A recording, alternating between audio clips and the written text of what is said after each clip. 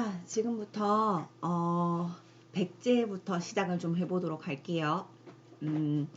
고구려까지 보고 나서 쉬었던 친구들이 있을 수 있으니까 이번 동영상을 또 시작하면서 살짝 복습을 좀 시작해 보도록 하겠습니다. 고구려에 대한 이야기에 앞서서 그 복습을 위해서 조금 끌어올려 볼게요. 그 삼국시대의 고대국가라고 하는 것이 시작이 되었다라고 하는 것부터 잠시 특징을 잡고 시작해 보도록 하겠습니다. 고대국가라고 하는 것에 특징이 몇 가지가 있는데요. 첫 번째, 영토를 확장을 많이 했다라고 하는 겁니다. 예를 들어 보면 고구려의 태조왕과 같은 사람들이 영토를 확장을 좀 많이 해요. 그 다음에 뭐 백제에서도 여럿 있는데요. 영토 확장이라고 하는 것이 첫 번째 고대국가의 특징입니다. 두 번째 고대국가의 특징은 왕권이 강화되었다라고 하는 점입니다. 예를 들면 왕위 세습이 부자라든지 형제 상속이라든지 이런 것이 이루어지면서 왕권이 강화되면서 왕권의 위치를 본인이 의지하는 대로 주었다라고 하는 것이죠. 다음 세 번째, 왕권이 강화되니까 체제를 정비하기 시작하는데 그 체제를 관등, 관리의 등급이라든지 관리의 복색, 색깔이라든지 이런 걸 지정해 줌으로써 왕권의 강화를 나타내는 체제 정비 같은 것들을 볼 수 있고요. 네 번째, 법이나 시스템, 제도 같은 것이 완비가 되는데 그걸 뭐라고 불렀죠? 그렇죠. 율령이라고 하는 것이 등장을 합니다. 율령이 반포되었죠. 다섯 번째, 왕권을 강화해주는 그 법이나 시스템 말고 정신적인 영역에서 이념 같은 것, 국가 이념이 등장하죠. 그것이 불교입니다. 그래서 이렇게 고대 국가의 특징을 5개 정도로 볼 수 있구나. 이것들 중에서 일부 혹은 뭐 여러 개가 합쳐져서 기틀을 만들거나 아니면 국가의 전성기를 맞이하는 데 기반이 되는 이런 것들이 됩니다. 그 다음 고구려에 대한 이야기를 좀 해보도록 하겠습니다. 요거는 세기부터 좀 붙여가면서 갈게요. 자, 고구려 1세기에는 태조왕이 있었습니다. 그쵸? 이 태조왕은 옥저를 정복하였고요. 그 다음에 요동으로 진출하면서 영토를 확장하면서 국가 기틀을 마련했다. 그쵸? 두 번째, 2세기에 고국 천왕이 등장을 하는데 이 사람들 이것저것이 좀 등장합니다. 예를 들어서 왕위의 부자 상속, 형제 상속에서 부자 상속, 아버지에서 아들로 내려가는 상속이 있었으며 그 다음에 부족 오부, 그러니까 부족적 오부가 행정적 오부, 예를 들면 뭐 계루부, 소노부, 관노부, 전노부 뭐 이런 것들이 연노부 이런 게 있었는데 부족적인 게 동서남북 중부 이렇게 해가지고 5개의 부행정적인 오부로 바뀌었다. 즉 왕권이 강화되었구나. 하나 더 갑시다. 재상 을파소를 시켜서 우리나라 최초의 복지제도, 그렇죠, 이름 진대법이 만들어졌구나. 어렵지 않습니다. 3세기에는 위기가 찾아왔는데 위나라가 쳐들어오면서 위기가 쳐들어왔고요. 그것을 극복하는 것이 4세기에 등장합니다. 4세기에 미천왕 때 미천을 뛰시면서 그죠? 우리나라 한사군 한 9년의 마지막 낭랑군이 축출되더라. 그죠? 여기까지 어렵지 않습니다. 계로왕입니다. 계로왕은 계로하면서 고국 원왕이죠. 죄송해요. 고국 원왕은 당시 백제가 전성기에 4세기 전성기였는데 그 전성기에 근초고왕에게 죽임을 당하면서 전투에서 사망합니다. 잘 나갔었던 고구려 그 백제의 전성기 왕에게 죽임을 당하는구나. 사실 이때 고구려는 굉장히 큰 위기가 찾아왔었습니다. 그런데 그것을 넘기는 왕이 등장하죠. 소수림 왕입니다. 우리 소수림 왕, 소녀시대에게 태지서가 있다면 소수림 왕에게 뭐가 있다? 그렇지, 율불태가 있다. 율령과 불교화, 태학이 있다. 여기까지 4세기. 이렇게 기반으로 하고 있으니까 5세기에 뭐가 등장한다? 5세기에 어이구 내려가지를 않네요. 어쩔 수 없다. 이거 땡겨 가야 되겠네. 지워야죠. 자, 5세기에 어느 왕이 등장한다. 그 우리가 알고 있는 광개토 대왕이 등장한다. 그죠? 광개토 대왕은 영토를 확장하는 거, 뭐 요동이나 만주로 진출했다. 요거 말고 신라에 침입했었던 왜군이 있었는데 그것을 왜군을 격퇴하면서 신라에 갔었죠. 그래서 등장한 게 무슨 그릇? 호면 그릇이 있었고, 광개토 대왕은 거기서 그치지 않고 왜군과 함께 가야 지역, 왜군을 격퇴하면서 가야 지역까지 가서 가야를 금관가야에서 대가야로 그 축 세력을 변화시킨다. 그죠? 세력을 이동시킨다. 세력 이동. 네. 권력, 권한 이동. 근데 그 금관가야가 현재 김해 지역. 대가야가 현재 어디? 고령 지역.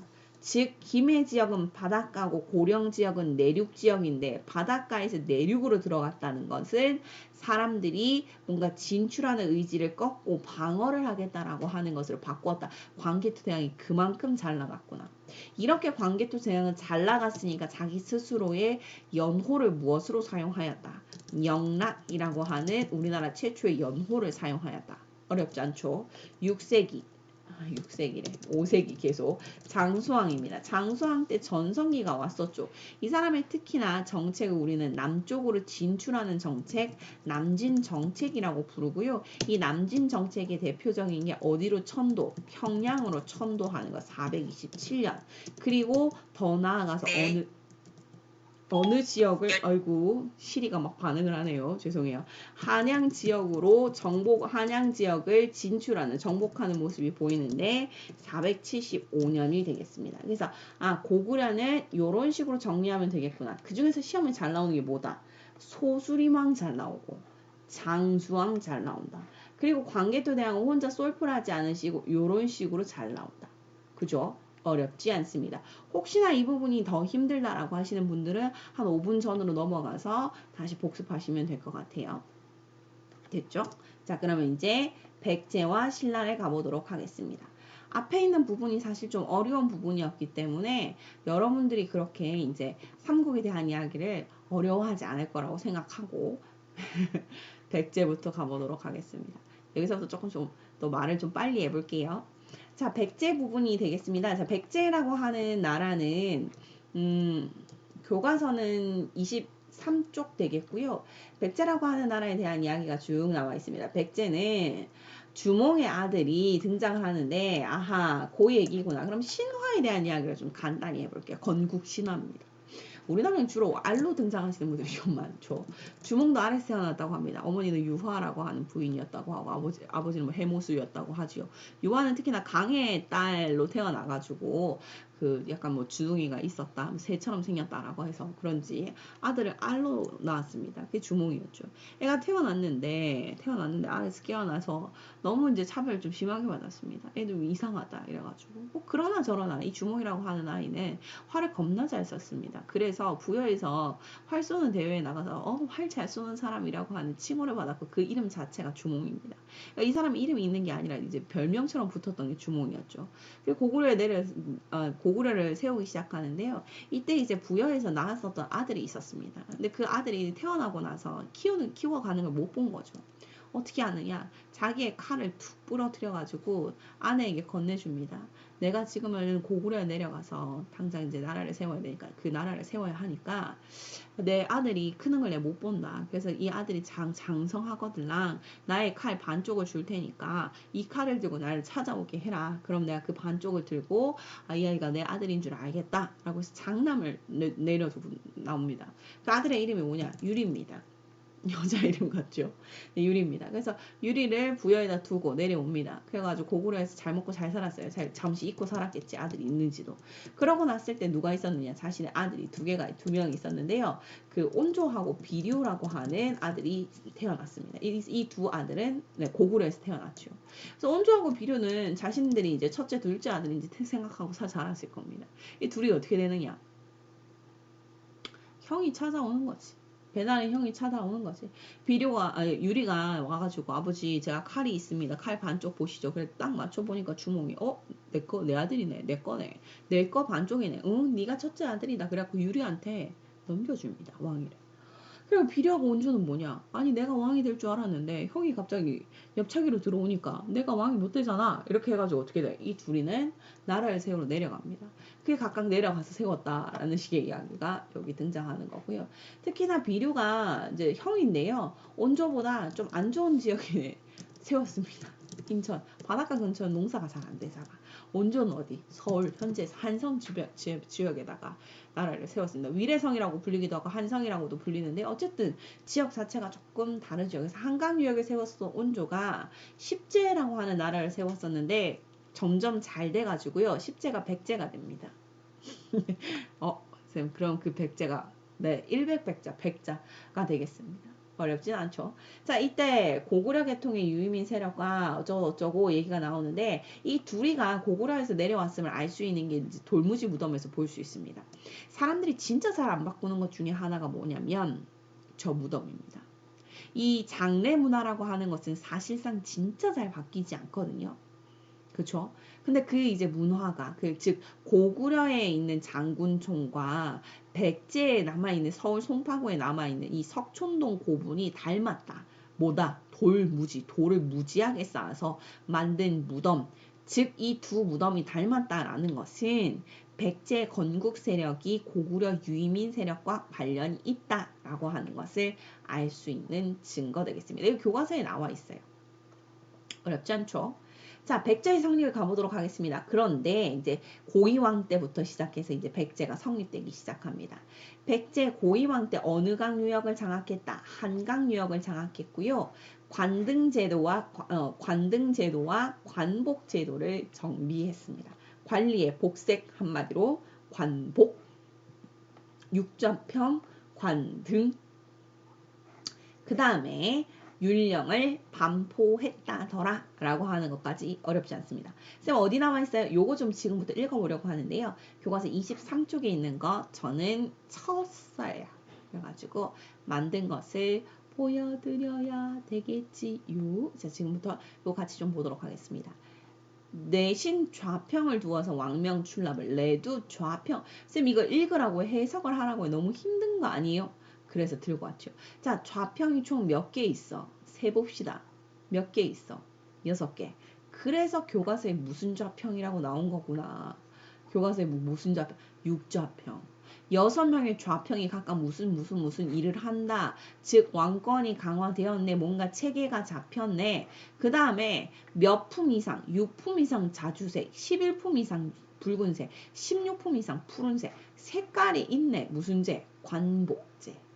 관등제와 관복제가 있다. 아하, 율령을 반포하였다. 그렇구나. 이게 지금 고이왕 때의 이야기군. 어렵지 않아. 여기까지. 그래서 고이왕이 뭐 했다라는 걸 알 수 있어. 기틀을 마련하였구나 라고 하는 것을 알 수 있습니다. 4세기 가볼게요. 4세기에 바로 근초고왕이 등장합니다. 방금 난 소리는 저희 고양이가 뛰어다니는 소리입니다. 4세기 후반 근초고왕은 이 사람도 영토를 굉장히 많이 확장을 하는 모습들이 보이네요. 특히나 마한을 정복했습니다. 드디어 마한이 사라진 겁니다. 마한 굉장히 오래 갔죠. 그 다음에 왕위에 부자 상속이 있었다. 아, 왕권이 강화되었구나. 규슈나 요서 지역으로 확장. 그러니까 한마디로 근초고왕도 겁나 영토를 넓혔구나. 어렵지 않어요. 그 다음에 침류왕 때 불교가 공인이 되었네. 그쵸? 요렇게. 그러니까 여기 지금 한바닥에 3, 4세기에 백제, 기틀이라는 대부분이 다 왔군. 그리고 이 근초고왕 때 너무 잘 나가다 보니까 옆나라 고구려의 누구를 죽이면서 누구왕? 원통왕이 죽었네. 고국 원왕까지 죽으면서 굉장히 잘 나가는 모습들이 보이더라. 됐죠. 그래서 백제의 전성기를 보여주는 그림은 여기 이렇게 교과서에 나와 있으니까 좀 보시면 될 것 같고요. 교과서 참고하세요. 요서 지역, 규슈 지역, 이렇게 동진 지역까지 해서 활발하게 진출하는 모습을 보아하니 백제의 전성기 4세기 근초고왕 때구나. 백제의 근초고왕 때는 아니고요. 근초고왕의 아들인 근구수왕 때 칠지도가 왜 왕에게 하사되었는데 이것을 보면 백제와 외가 굉장히 끈끈한 연을 가지고 있다는 것을 알 수 있습니다. 실제로 일본에 지금 현재의 우리가 천황이라고 불리거나 혹은 일왕이라고 불리는 사람이 있는데 그 사람이 뭐라고 얘기까지 했냐면 자신들의 혈통은 일본의 왕의 혈통은 백제의 왕실과 다 있다라고 본인의 입으로 얘기한 적이 있습니다. 그 정도로 끈끈한 연이 이때도 있었군. 그 다음 백제의 성립과 발전에서 5세기입니다. 5세기부터는 이제 백제가 굉장히 힘들어지는 시기가 되는데요. 요거는 교과서 뒤쪽으로 가시면 볼 수 있습니다. 어디 있느냐? 27페이지 되겠습니다. 백제는 고구려의 팽창으로 고구려의 팽창으로 위기를 맞이하였다. 이에 신라와 나제 동맹을 맺었지만이라고 얘기가 나오죠. 그래 나제 동맹이 맺어졌구나. 신라의 나자와 백제의 제자. 고구려가 너무 심하게 잘 나가니까 남진 정책을 맺었지만 고구려의 남진 정책으로 인해서 어떻게 됐어? 계로왕이 전사했어. 장수왕 때문에 계로왕 거의 고구려와 백제 1대1 뭐 이런 상황 아닙니까? 1대 고구려와 백제는 어떻게 된다? 1대1 백제가 4세기에 잘 나갈 때 고구려는 5세기에 잘 나가게 되었고 그래서 각각 어떻게 되었느냐 한 명 죽이고 한 명 어떻게 잘 나가고 그랬죠. 그러니까 백제 4세기에 잘 나갈 때는 4세기 근초고왕이 누굴 죽였고 고국 원왕을 죽였고 전사시켰고 그쵸. 그 다음에 고구려가 5세기에 잘 나갈 때는 백제에 누가 죽었고 계로왕이 죽었고 요런 식의 이야기가 되는 겁니다. 그 다음 계로왕 다음에 문주왕이 들어서니까 이제 뭐해? 왕이 웅진으로 천도했다. 웅진은 현재 공주 지역입니다. 그래서 이렇게 천도하는 모습이 보이는구나. 여기까지는 위기상. 그 다음 6세기에 가보도록 하겠습니다. 6세기부터는 무령왕이 시험에 잘 나오는데 무령왕 때는 중국 남조하고 교류하기 시작합니다. 특히나 이 무령왕이 죽고 나서 이 무덤이요 우리나라 발굴되면서 굉장히 중요한 문화재가 되었는데 이 무령왕릉은 벽돌로 만들어져 있습니다. 뒤에서 좀 보여드릴게요. 근데 이 벽돌 무덤은 현재 대한민국에 있는 우리나라의 고유한 무덤 형태가 아니라요. 중국의 형태입니다. 우리나라는 돌이 많기 때문에 주로 돌로 가지고 무덤을 만듭니다. 그것을 돌로 만든 것들이 많겠죠. 그래서 석탑이라고 하는 것은 우리나라의 탑 양식. 그리고 중국의 탑 양식은 벽돌로 만들어서 전탑이라고 불립니다. 그런 식으로 그 나라에 많은 재료를 가지고 만드는구나. 근데 우리나라는 벽돌을 안 만들어요. 근데 이걸 만들었다는 중국 영향 받았네. 그죠? 그 다음에 무령왕이라고 하는 사람이 22담로를 설치를 해서 왕족을 파견함으로써 지방 통제를 강화하였다라고 얘기가 나옵니다. 무령왕. 요거 시험에 잘 나오죠. 샘플은 22담로가 뭐예요? 라고 한다면 그러니까 지방을 22개를 쪼갠 거예요. 쪼개가지고 왕족을 파견하였다. 즉 지방을 통제하기 위해서 이제 자신이 믿을 수 있는 사람이 거의 없다는 거야. 그래서 이제 믿을 수 있는 왕족을 파견하였다. 뭔가를 해보려고 했던 거지. 이해하시겠죠? 요거. 무령왕릉을 좀 보여드릴게요. 무령왕릉 이렇게 생겼어요. 이게 다 벽돌로 만든 거예요. 들어가면 이렇게 얘가 지키는 아이입니다. 네. 그 다음에 이제 관이 이렇게 발견이 되었는데요. 이게 독특한 게 이 관이 우리나라에서 나오는 나무가 아니라 일본에서 나오는 나무입니다. 즉 이게 중국 남조식으로 만들어진 벽돌 무덤 형태이지만 일본의 영향도 좀 받았습니다. 그래서 그 당시 이제 만들어졌을 때 이렇게 백제가 정말 금세공이나 은세공이나 이렇게 약간 세공을 잘합니다. 공예를 굉장히 잘해요. 멋있지 않습니까? 이것도 예쁘잖아요. 다 이렇습니다. 자, 성왕입니다. 이 시험에 되게 잘 나오시는 분인데요. 이름 성왕. 네, 뭔가 열심히 이루어 보겠다라고 하는 건데 이 사람 때 사비라고 하는 곳으로 천도를 합니다. 그러니까 백제에 요거를 좀 채워보신다고 생각하시면 돼요. 요거. 고구려 이주민이 건국을 했음을 알 수 있는 무덤 형태 뭐다? 돌무지 무덤. 더 적어봅니다. 돌무지 무덤. 그 다음에 백제의 수도가 변천되었다. 한성에서 무슨 성으로 이동했어? 웅진. 그쵸? 현재 이름 뭐? 공주. 그 다음에 이동한 데가 어디예요? 사비. 현재 이름 부여. 그럼 한성에서 여기 칩시다. 한성에서 무슨 공주 웅진성으로 그쵸? 그 다음에 사비성. 근데 성 안 붙여도 상관은 없어요. 네, 사비성. 현재 위치. 네, 웅진성은 공주. 아이고 흰색도 아니에요. 흰색. 공주. 공주. 그리고 사비성은 현재 어디? 부여. 그렇죠? 여기까지 어렵지 않아요. 근데 이 공주, 그러니까 웅진성으로 움직였던 이유를 적어봅시다. 누구의 공격? 장수왕의 공격. 그 다음에 이게 웅진성에서 사비성으로 움직인 건 누구의? 성왕이 해보려고 했던 거죠. 이거 뒤에서 좀 설명을 할 거예요. 어디서 설명을 할 것이냐. 가봅시다. 가봐요. 네, 여기서 설명을 하려고. 네. 백제 수도 변천. 한성에서 웅진성에서 사비성으로 넘기는 것은 이렇게 넘어갔기 때문이다. 장수왕 때문에 어쩔 수 없이 움직였던 이 웅진성으로의 천도는 굉장히 굴욕적인 거죠. 그런데 성왕이 움직이는 것은 웅진에서 사비로 갔다. 즉 웅진은 방어하기에 유리하고 사비는 공격하기에 유리한 거니까 성왕의 자신감? 네, 그런 것을 보여줄 수 있는 거고요. 이렇게 수도 변천도 시험에 잘 나오는 편입니다. 자, 사비성으로 천도하였구나. 국호를 남부여라고 하는 것으로 변경하였구나 라고 하는 것을 알 수 있습니다. 그럼 갑자기 왜 남부여가 뜬금없이다 라고 생각할 수 있는데요. 이것의 시작점이 있기 때문입니다. 부여에서 뭐가 나오고 고구려가 나오고 고구려에서 백제가 나온 것이니 백제는 마치 뭐와 같다. 남쪽에 있는 부여와 같다. 이런 식으로 자신감을 가지는 것이죠.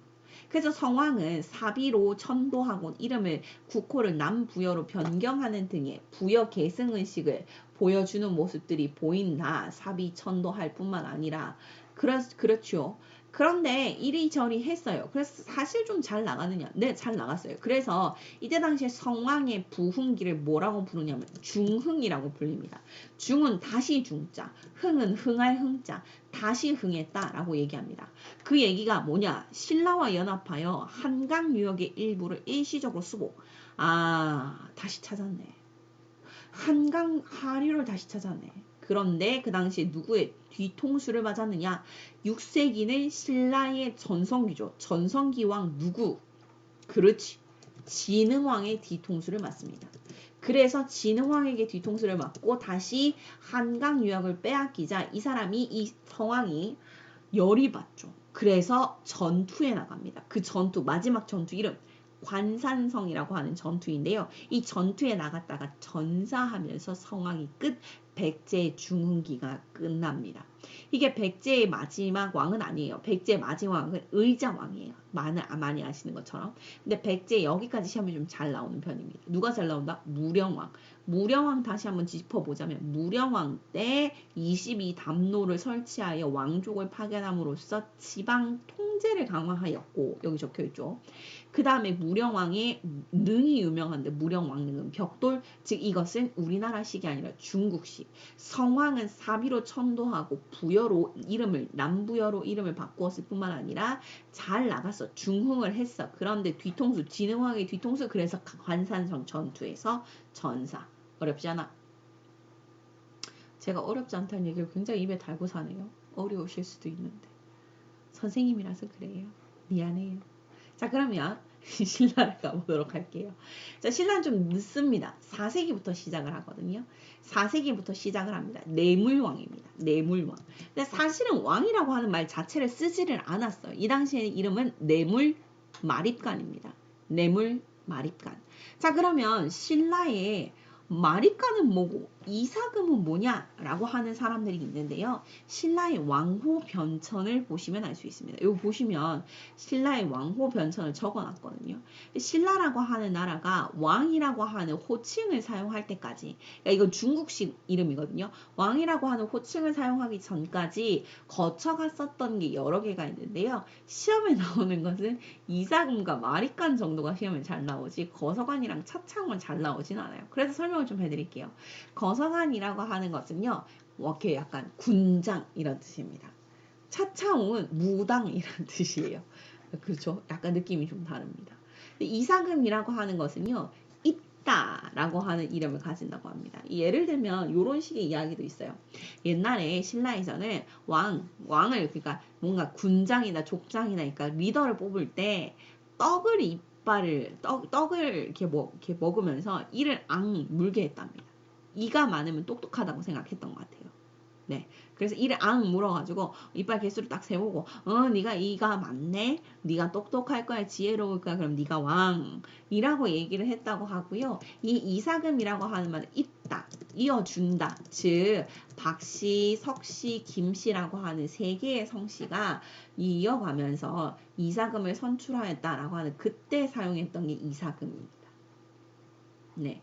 박혁거세, 석탈해, 기말지 요 세 개의 이름 성씨가 각각의 성씨가 신라의 시작 이름이었다고 알려져 있고요. 그 다음에 이제 마립간이라고 하는 것이 등장하는데요. 마립간은 대군장, 수장 이런 식의 뜻을 가지지만 살짝 말뚝 박았다라고 생각하시면 됩니다. 말뚝을 박았다. 즉 뭐야? 김씨가 이제부터 왕위 세습을 한다. 박씨, 석씨 안 한다. 그 얘기를 하는 겁니다. 그래서 이사금에서 대수장을 뜻하는 마립간으로 이름 바뀐 때가 언제? 내무랑 때. 이해하시겠어요? 근데 이 내무랑 때도 이름을 이렇게 말뚝 박았다라고 해서 김씨가 굉장히 잘 나갔나 봐 라고 생각할 수 있지만 그렇지 않다는 게 여기 보여요. 왜? 광개토대왕의 도움으로 겨우겨우 왜구를 격퇴하게 되고요. 그때 등장한 게 무슨 그릇이라고? 호명 그릇이라니까. 호명 그릇. 그쵸? 교과서에 이렇게 나와 있으니까 보시면 되겠습니다. 그 다음 지증왕 때입니다. 5세기는 별로 중요한 인물이 없어요. 그리고 이제 있긴 있는데 신라하고 백제하고의 그 아제 동맹 그 정도의 것들만 등장을 하지 6세기로 바로 뜁니다. 자, 6세기부터 이제 지증왕이 등장하는데요. 요거 잘 나옵니다. 네, 이제 백제 그냥 지나쳐 요 가볼게요. 정리가 된 게 있죠. 귀인, 제사장, 연장자, 계승자, 대수장 이런 뜻을 가지는 거서관, 차차웅, 이사금, 마립간 다 약간 신라식으로 이름을 지은 거고요. 왕, 이건 중국식 왕명입니다. 자, 지증왕을 좀 가보도록 할게요. 낮에 동맹이 있었네. 6세기에 들어서 비약적인 발전을 이루었네. 비는 날비자에 약간 날아오른다. 네. 도약한다? 이런 식의 이름이죠. 지증왕 때, 지증왕 좀 중요해요. 별표 좀 칠게요. 지증왕 시험 되게 잘 나오거든요. 이 지증왕 때는요, 뭐가 되게 중요하냐면, 농업 발전이 일어났다라고 이야기를 합니다. 네, 지증왕. 농업 발전이 있었다라고 이야기를 하는데요. 이 구글에 지증왕을 쳐보면 되게 좀 약간, 구글 이미지에 되게 이상한 게 좀 많이 떠요. 왜 그렇게 뜨냐면 이분 때 그 삼국유사에 이런 기록이 나와요. 선생님이 얘기하는 게 아니라 삼국유사 기록에 이렇게 나와요. 이분의 거시기가 좀 컸다 이런 식의 이야기가 좀 나와요. 43cm다 46cm다 이런 식의 이야기가 좀 나와요. 왜 그래요 쌤? 이 사람의 왜 신체에 대해서 왜 이거를 삼국유사에서 얘기를 하는 거예요? 이렇게 생각할 수 있는데 이게 전 근대 사회에서는 이런 식의 이야기가 요렇습니다. 남성성을 강조한다라고 하는 것은 이 남성이 가지고 있는 번식, 그런 것들을 잘 하는 것들을 얘기를 합니다. 그래서 생식이나 번식을 얘기를 많이 하는 거고요. 번식이 잘 된다. 즉 뭐가 잘 된다. 농사가 잘 된다. 이런 식의 의미를 가진다고 합니다. 그래서 지증왕 때 삼국유사에 이분의 거기가 커요. 이런 식의 얘기가 나오는 것은 이분이 남성성이 굉장히 강했고 즉 씨 뿌리기를 이렇게 잘하듯이 남성성이 강조가 된다. 농사가 잘 된다. 이런 식의 것들이 함께 이어졌다라고 그 당시에는 생각을 했던 것 같아요. 그래서 삼국유사에서는 이상하게 이분의 이야기가 그런 식으로 표현이 돼 있는 거예요. 그래서 농사가 잘 됐다. 진짜 잘 됐대요. 이 사람 때. 그래서 농업 발전을 잘 됐는데 그 이유가 뭐냐. 우경, 소를 이용한 경작, 그러니까 농사 방식 일어났다. 경작 방식이 있었다라고 하는 거고요. 우경, 수리라고 하는 것을 물을 이용한 사업, 물을 이용해서 농사를 하는 것들이 장려되었다라고 합니다. 그러니까 당연히 뭐가 잘 돼? 농업이 발전하지. 소를 이용하니까 깊이 팔 수 있고 물을 이용하니까 당연히 물은 농사의 기본 아닙니까? 이 사람 때는 이렇다더라. 농업이 잘 되면 뭐도 잘 돼. 상업도 잘 되지. 그치? 그래서 뭐가 된다? 동시전이라고 하는 것이 설치되었는데요. 동시전이라고 하는 것을 동쪽의 시장, 동쪽 영어로 뭐 이스트 마켓이 설치가 되었네. 그런데 이 동쪽에 있는 이 마켓을 우리가 그냥 두면 돼, 안 돼? 아, 그러니까 시장에서 그냥 사람들이 있으면 뭐 뚱쳐가는 사람이 있을 수도 있고 약속을 안 지키는 사람이 있을 수도 있고 그러니까 뭐 해? 이것을 감시하는 곳. 이게 동시전이라고 하는 것이 됩니다. 동시가 있고 동시전이 있는 거죠. 동시전은 국가에서 감독하는 관리 관청. 그렇게 됩니다. 됐죠? 농업도 잘 되고 상업도 발전하였네. 당연한 이야기. 지증왕 때는 그거 말고 시험에 잘 나오는 게 무엇이냐? 이 사람 때 우산국을 정복하였다라고 하는 이야기가 있습니다. 얘기가 많이 알죠. 우산국은 현재 어디? 울릉도. 그죠? 그래서 울릉도를 정복하기 위해서 이사부가 뭘 만들어 조각해서 들고 갔다. 초등학교 때 들어보시지 않으셨어요? 사자를 조각해서 들고 갔다라는 식의 이야기가 나오죠. 근데 사자의 우리가 알고 있는 라이언? 그치, 라이언입니다. 근데 그때 당시에 우리나라 사람들이 라이언의 모습을 아느냐? 모르죠. 그래서 이거는 상상 속에 라이언을 조각을 한 겁니다. 그래서 되게 약간 무시무시한 것들 멀리서 보여주면서 울릉도 사람들한테 협박한 거죠. 야, 니네가 우리 말 안 들으면 이 사자 푼다? 이런 식으로. 그래서 사람들이 넘어갔다고 합니다. 협박을 했던 이야기. 그 다음 그 다음 국호입니다. 국호를 사로국, 원래 사로국이었는데 이름을 뭘로? 신라로 바꾸고 왕호를 마리간에서 왕으로 바꾸었다. 지증왕 때 참 많은 일이 있었네. 그래서 시험에 이분 잘 나옵니다. 버풍왕 때 가봅시다. 자, 버풍왕도 시험에 잘 나오시는데요. 이 버풍왕 이름 자체에서 벌써 뭐가 풍풍풍풍 풀가 나오지 않습니까? 버풍왕. 무엇과 관련이 있는 왕이겠구나. 불교입니다. 자, 그럼 버풍왕 때 제가 오타낸 게 있어갖고 하나만 좀 수정을 좀 할게요. 이건 제가 미리 발견을 했었어요. 가야가 없어요. 밑에 가야를 치면서 가야를 똑같이 쳐버렸어요. 그래서 가야를 지워주세요. 버풍왕입니다. 버풍왕 때는 연호를 사용하였는데요. 건원이라고 하는 연호를 사용하였습니다. 혹시나 이것까지 기억을 못하면 저는 그냥 기억하지 말라고 얘기를 하고 싶어요. 이것까지 언제 기억을 하고 있을 거예요. 그러나 율령 반포는 기억을 해야 된다. 이 사람 때 율령을 반포하였다. 그쵸? 불교를 공인할 뿐만 아니라 그러니까 보니까 누구랑 비슷해요? 되게 비슷하죠. 소수림왕하고 되게 비슷하지 않아요? 소수림왕은 여기에 하나 더해서 태하까지 율불태를 다 했는데 버풍왕은 뭐는 했다? 불교하고 율불은 했다. 태학은 아니더라도. 그 다음에 뭐 병부나 상대 등 제도를 설치하는 등의 일을 했으며 건원이라고 하는 연호를 사용했고 이런 식의 얘기가 나오지요. 불교 공인, 그죠? 하나만 더 해보도록 하겠습니다. 이 지증왕 때 뭐 이야기가 좀 나오는데 금관가야를 버풍왕 때 흡수했다더라 라고 하는 겁니다. 금관가야는 지금의 그렇지 김해. 그래서 가야가 이때부터 해서 슬금슬금 경합되기 시작한다. 그러나 버풍왕 때 제일 중요한 건 역시 뭐다? 불교. 관련 있는 사람 이차돈입니다. 이차돈의 목에서 흰 피가 흘러나왔다. 그래서 지금 보면 무슨 뽁 하고 튀어나와서 지금 목이 여기 있습니다. 그런 생각 해보신 적 있어요? 왜 이차돈의 목에서 흰 피가 나와야 될까? 아니 고구려하고 백제에서는 불교를 공연할 때 그렇게 힘들어서 하지 않았는데 신라는 왜 이런 거야? 그런 생각 해보신 적 있어요? 신라가 굉장히 토착적인 세력이 강했던 나라인 것 같아요. 특히나 이제 중국의 영향을 크게 좀 덜 받는, 직접적으로 덜 받는 나라이기도 하고요.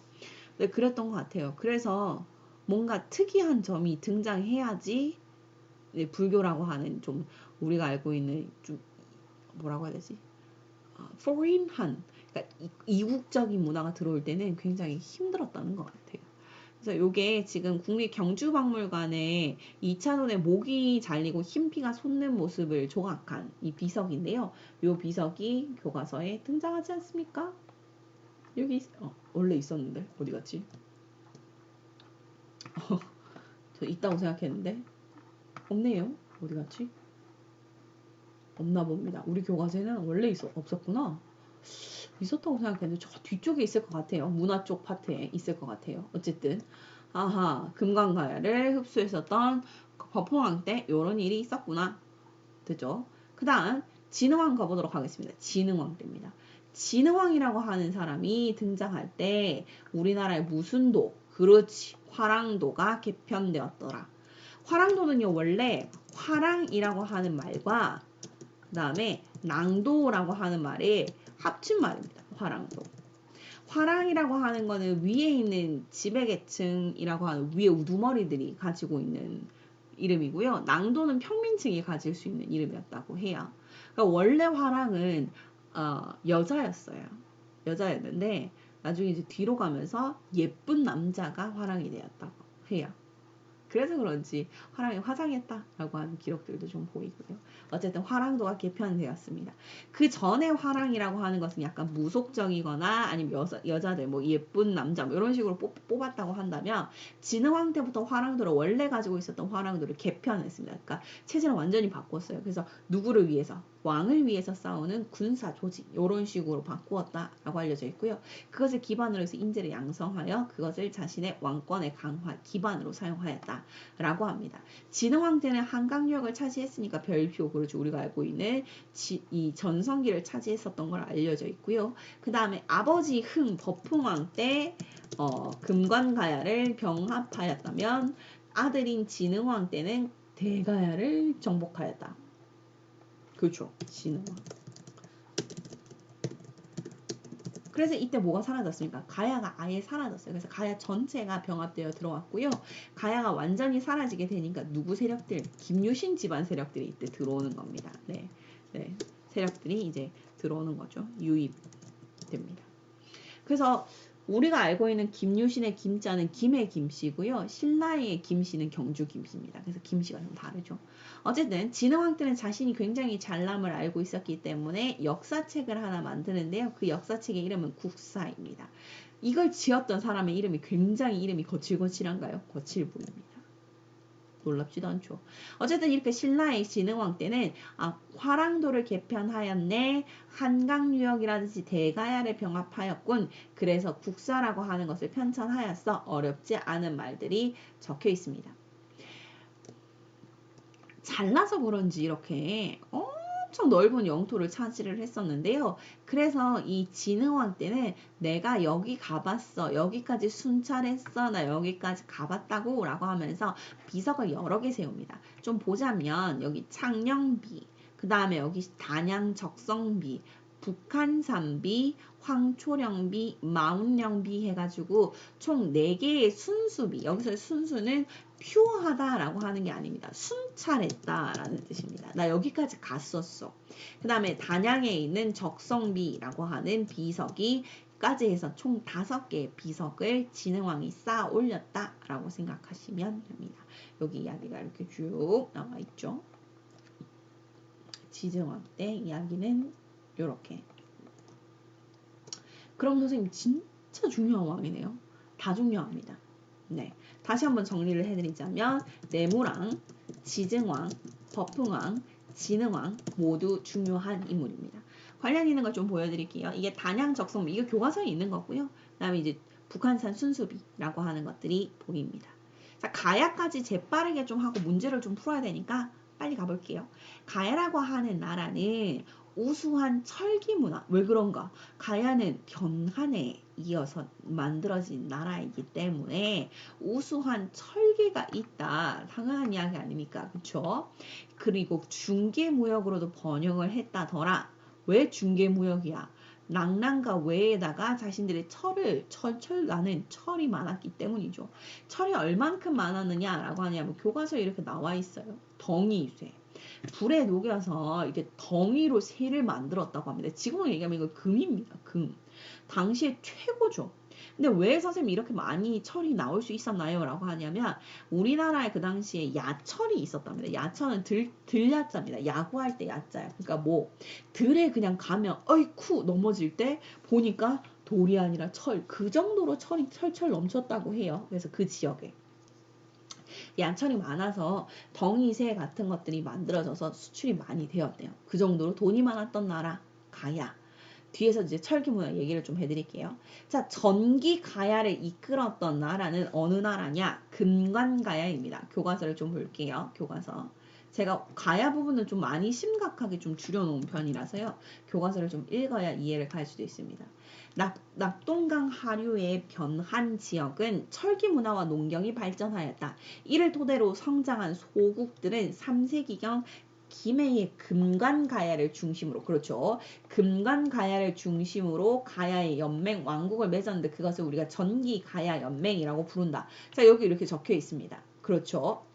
그 다음 이 철과 해상 교통이 유리한 점을 내세워서 중개무역을 하였다.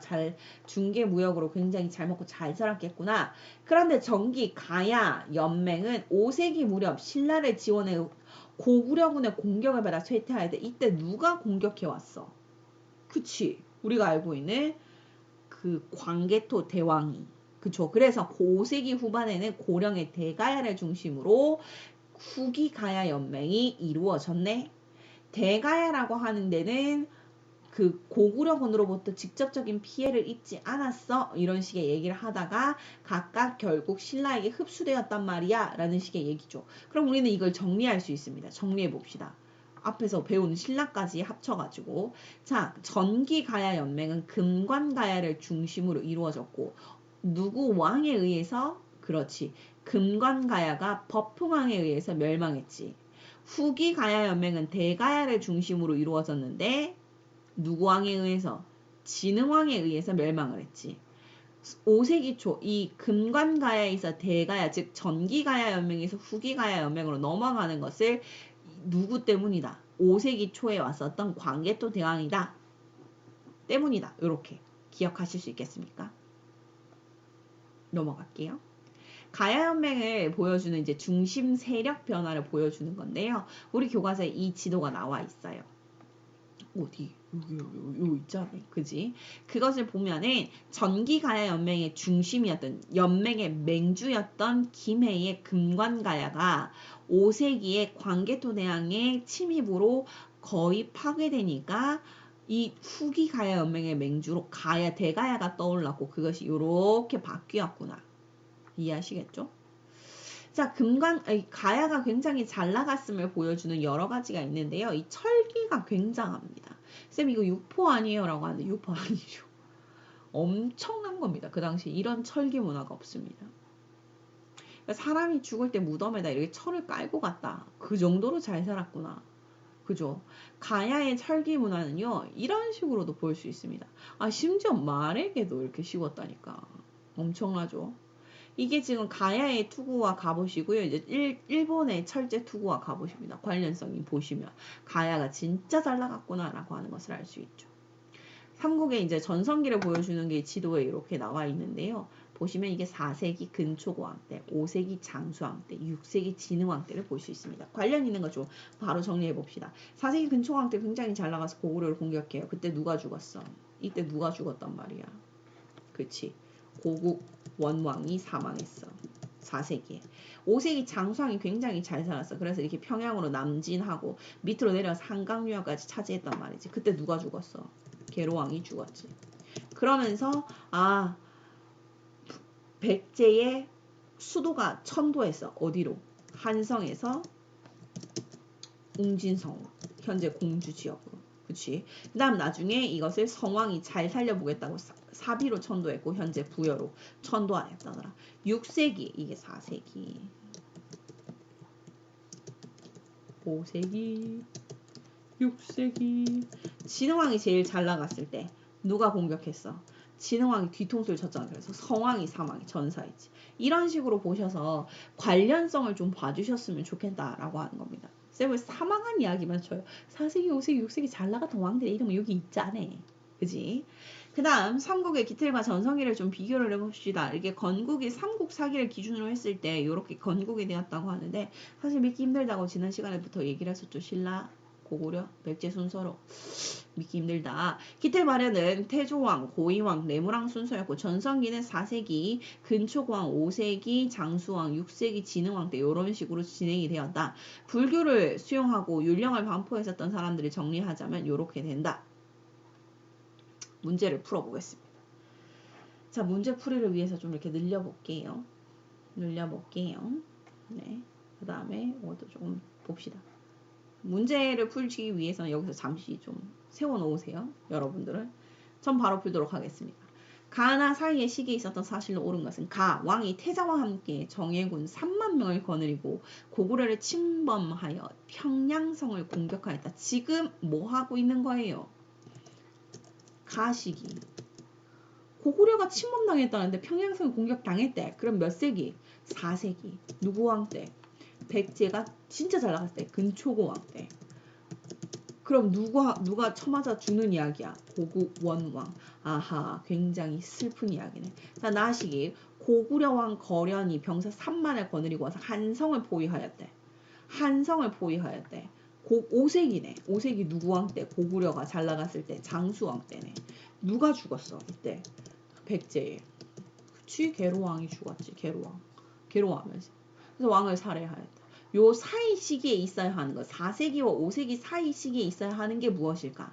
그게 질문입니다. 1번. 신라의 법흥왕이 불교를 공인하였다. 자, 봅시다. 1번의 법흥왕은 몇 세기 사람이야? 6세기. 선생님 세기를 봐야 되네요. 그러니까. 그치? 2번. 문주왕이 웅진으로 천도하였다. 맞아 아니야? 맞아 아니야? 웅진으로 천도하였다. 맞아요? 잘 생각해봐요. 장수왕이 평양 천도한 게 몇 년? 427년. 그 다음에 남진 정책이 성공해서 한강을 정복한 게, 한강유역을 정복한 게 몇 년? 475년. 그럼 계로왕이 죽는 이야기 475년. 맞아요? 평양 천도, 웅진. 애매한데. 그지? 왕을 살해하고 나서 웅진 천도잖아. 좀 아니겠네, 그죠? 그 다음에 3번. 태조왕이 옥자를 복속하였다. 태조왕 몇 세기? 1세기. 4번. 광개토왕이 백제를 공격하였다. 이거 몇 세기? 5세기 초. 5번. 백제하고 고구려가 동맹을 맺고 신라의 이것은 그 신라하고 백제의 동맹을 나제 동맹이라고 하죠. 네. 그런데 백제하고 고구려의 동맹이라서요. 그쵸? 백제하고 고구려의 동맹은 6세기 신라가 잘 될 때야 가능한 겁니다. 그럼 몇 번? 4번. 어려운 문제입니다. 그래서 이거 3점짜리죠. 네, 이거 어려운 문제입니다. 힘드실 겁니다. 2번과 4번 사이에 헷갈렸다면 그래도 공부 좀 했다는 친구들. 화이팅! 자, 두 번째 문제 밑으로 내려갈게요. 5문제라서 밑으로 먼저 내려가겠습니다. 밑줄근 이 나라에 대한 설명으로 옳은 것은 경상북도 고령입니다. 고령과 관련 있는 나라 어디입니까? 고령과 관련 있다. 가야죠. 고령은 대가야 아닙니까? 대가야. 네, 이게 지산동 고문은요. 가야 중에서 되게 중요한 무덤이고요. 이 무덤은 순장을 해서 되게 유명합니다. 그냥 뭐 상식으로 알고 계시죠? 네, 요 나라 가야입니다. 가야에 대한 설명으로 옳은 건 몇 번? 자, 봅시다. 1번 진흥왕 때 신라에 복속되었다. 맞아요 아니야? 정답 이건데? 그치? 대가야.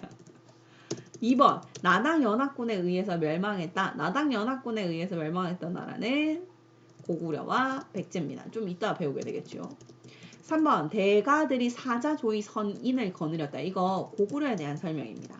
4번 민민을 구제하기 위해 진대법. 그렇지. 고구려인데요. 고구려 중에서도 누구 왕? 고국천왕 때일입니다. 5번 박석김의 삼성이 교대로 왕위를 계승하였던 시기 이사금 때 시기입니다. 그러니까 내무랑 전까지의 시기. 네, 그래서 정답 1번 되겠습니다. 나라 이름을 대는 거니까 이거 신라가 되겠네요. 신라. 자, 위로 올라갑시다. 밑줄근 왕에 대한 설명으로 옳은 것은 왕 6년 가을 7월에 이찬 이사부가 아래기를 국사라고 하는 것은 군주와 신하의 선악을 기록하여 만대의 포평, 칭찬과 비판을 하여 하거나 또는 시비와 선악을 판단하여 결정함. 그래서 포평을 보여주는 것이니 편찬하지 않은 후대에 무엇을 보이겠습니까? 그러니까 역사 편찬해야 된다라고 이사부가 얘기를 했다. 그래 왕이 진실로 그렇다. 그래 네가 의견이 옳다라고 하는 것으로 여겨서 대아찬 거칠부 등에게 명해서 이를 편성하게 하였다라는 식의 이야기입니다. 국사 편찬을 했네. 이왕 누굽니까? 진흥왕입니다. 네, 진흥왕입니다. 그럼 진흥왕에 대한 설명은 몇 번일까요? 자, 봅시다. 1번. 백성에게 정전을 지급하였다. 요거는 그 통일신라 시대에 등장하는 거고요. 통일신라 시대에 등장하는 거니까 시기가 좀 뒤로 밀립니다. 자, 2번 가봅시다. 화랑도를 재편하였다. 요게 정답이죠. 화랑도 개편. 네, 정답 2번. 3번 국학을 설립하여. 이거 통일신라 시대 신문왕 때의 기록입니다. 좀 뒤에 있는 기록이네요. 그다음 마립간이라고 했다. 마립간이라고 하는 말을 처음 썼던 사람 뇌물 마립간 뇌물왕입니다. 뇌물왕 때. 5번 외사정을 파견하였다라고 하는데 이거 문무왕 때 일입니다. 그러니까 지금 안 배운 게 너무 많아요. 1번, 3번, 5번 아직 배우지 않은 부분이에요. 밑으로 가볼게요. 다음 자료를 활용한 탐구 활동으로 가장 적절한 것은 경자년에 왕이 보병과 기병 5만을 보내서 신라를 구원하게 했다. 신라 구원했었던 나라 어느 나라? 고구려. 고구려군이라고 나오네요. 그쵸? 그럼 이 왕 때 누구야? 광개토 대왕이네. 그죠? 그 이야기가 쭉쭉쭉쭉 등장을 할 겁니다. 아하, 가장 적절한 것은 몇 번일까? 1번 백강전투의 전개 과정을 살펴본다 라고 하는데요. 이 백강전투는 그 백제하고요. 왜하고 함께 하는데 누가 같이 싸운 거냐면 신라랑 당나라가 싸운 겁니다. 한참 뒤에 나와. 다음 시간에 배울 거. 두 번째, 안동 도호부가 설치된 경위를 찾아본다. 이거 고구려 멸망하고 나서요. 당나라가 세운 이 도호부가 안동 도호부입니다. 조금 멀죠. 3번 백제가 사비로 천도한 원인을 알아본다. 백제가 사비로 천도한 건 누구 때문입니까? 성왕 때죠. 다시 한번 잘해보겠다고. 관련이 없습니다. 4번 나당연합군이 결성된 계기를 파악한다. 나당연합군은요. 누구 때문에 생기는 거냐면 그 고구려하고요. 백제하고 연합을 해서 고구려 백제 연합 때문에 여제 동맹이라고 하죠. 그래서 요 두 개의 동맹 때문에 나중에 생기는 거고요. 관련이 없습니다. 정답 몇 번? 5번이죠. 그래서 광개토 대왕하고 관련 있는 건 가야 연맹이 중심지가 이동한 것 때문이지. 그 다음 마지막 문제. 다음 정책을 실시한 왕에 대한 설명으로 옳은 것은 정월에 율령을 반포했다. 율령을 반포한 왕 누구지? 그 다음 관리들의 복색 공복을 제정하였다. 관복이 있네. 그 다음에 4월에 이찬절부를 상대등 율령, 관복, 상대등 이거 누굽니까? 법흥왕 때입니다. 네, 법흥왕. 법흥왕에 대한 설명으로 옳은 것을 한번 골라보도록 하겠습니다. 1번 이사부를 보내서 우산국을 복속시켰던 왕 지증왕 때입니다. 2번 관료전을 지급하고 노급을 폐지하였다. 요 뒤에 나오는 좀 뒤에 나오는 건데요. 신문왕 때 일입니다. 통일신라죠. 이건 통일신라 때. 그 다음에 3번 거칠부로 하여금 국사를 편찬하게 하였다. 이거 누구 왕? 진흥왕 때입니다.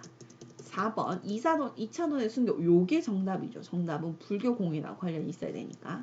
5번 자장의 건의로 황용사 구축 목탑. 요것도 진흥왕 때 일입니다. 그래서 이렇게 해서 좀 문제를 풀어봤는데요. 어렵죠.